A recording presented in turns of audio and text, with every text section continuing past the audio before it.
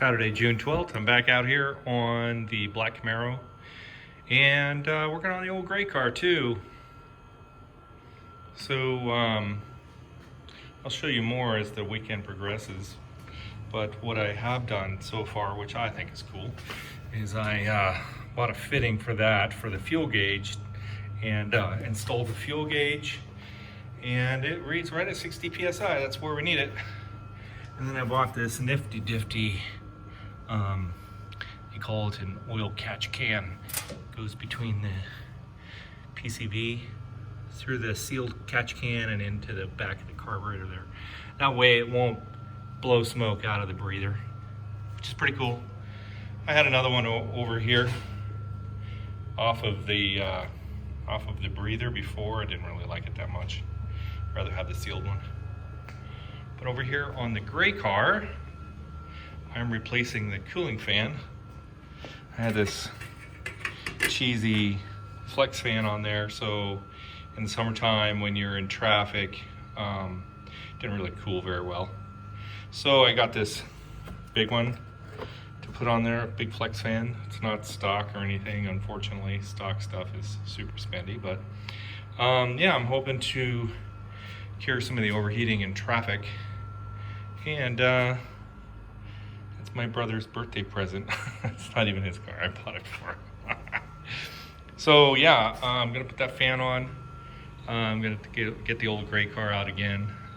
I had it out last weekend and drove it, and drives okay. I just need to drive it more. Somebody needs to drive it more. Probably the owner needs to come get it and drive it more. Anyway, yeah, I'm gonna keep working on this. I got a really trick alternator kit for this. It's 140 amps. What I found is that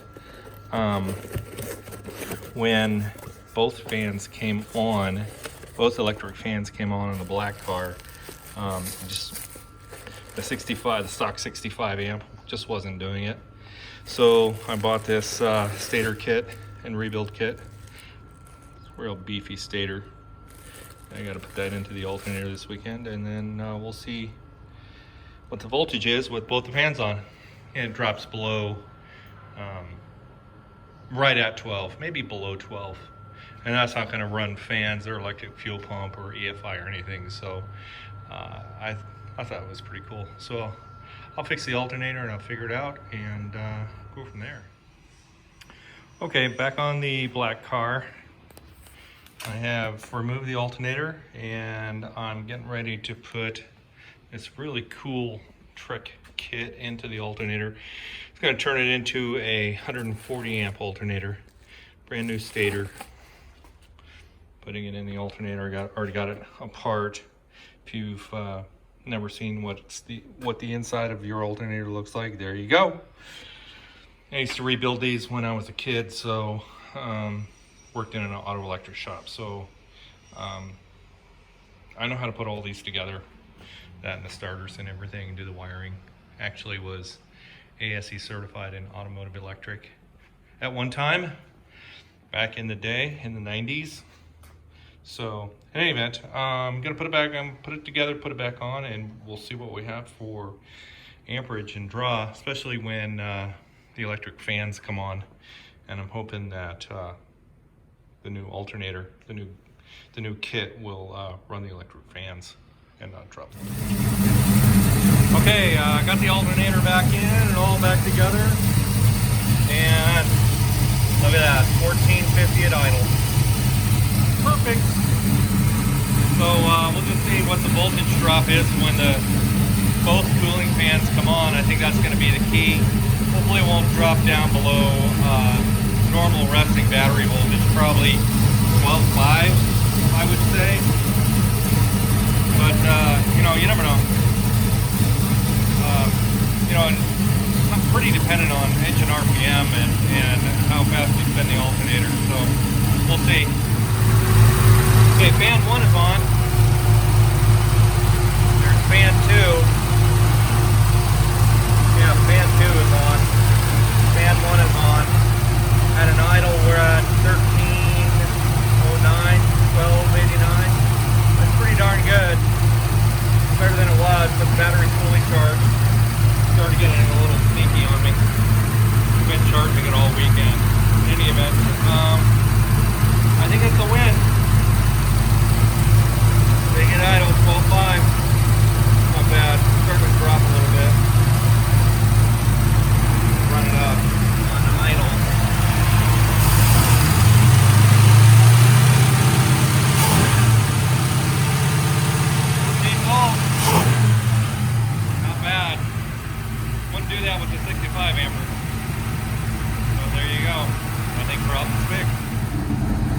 Okay, going out for a test drive.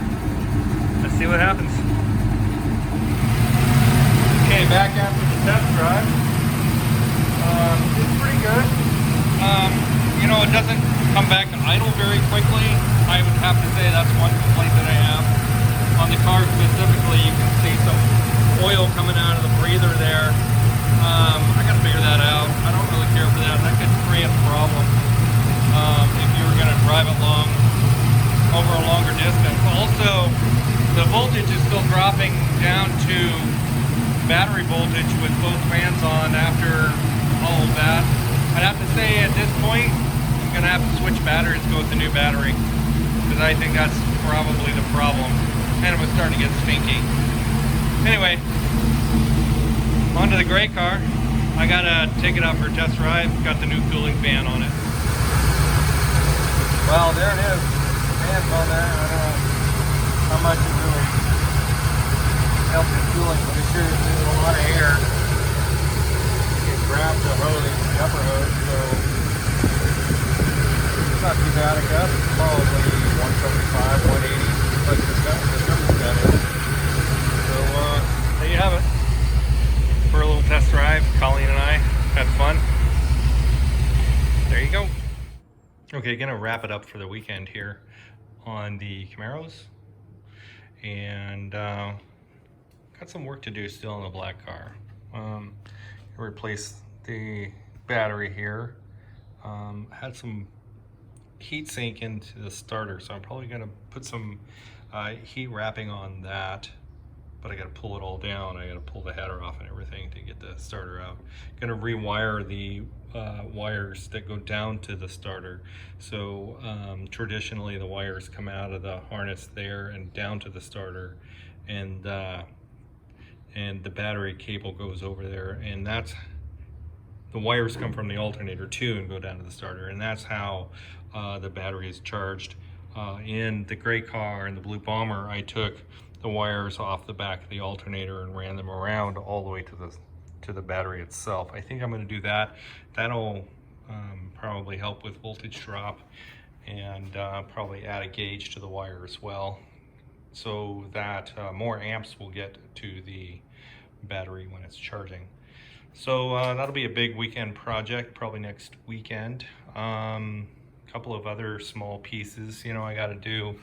I'm gonna put a beefier PCV valve in there instead of the cheapo Napa brand. That's ridiculous. It makes a vacuum leak at idle.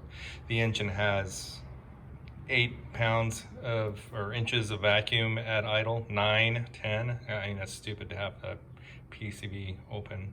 PCV open at idle. So anyway, and then I'm going to clean up some stuff back there and put a plug in there. I got to put a grommet down where the wires come out and go into the handheld. Through the firewall, I got to clean that up, put a grommet in there, and then it's onto the wiring. It's a mess. You can see I got it looped around there and all that craziness up there. I bought some really cool connectors over here, and they're GM style, and they're just waterproof plugs that you can put in and install. They have the fasteners and everything, and I use this special type of pliers to put it all together, and then it'll all be plugged together. So on the one side you'll have, you know, a plug for the car, and then the other side will be a plug for the fuel injection unit. So that'll be pretty trick. I have to start working on that and getting everything wrapped up. Got to get a drop base for the air cleaner so I can put my nifty difty air cleaner on there, the 14-inch, and hopefully it will fit. I just don't know. It's been a lot of work trying to get an air cleaner under the hood of this thing. So got a new hood, got a new air cleaner, got new everything, trying to get an effing air cleaner on a Camaro. So you know, if you can't get an air cleaner on there, don't make a high-rise manifold, manufacturers. That sucks. So I'm not gonna cut a hole in my hood just so I can have your stupid intake manifold. So rant for the weekend. Anyway, all done. That's it for the weekend. See you later.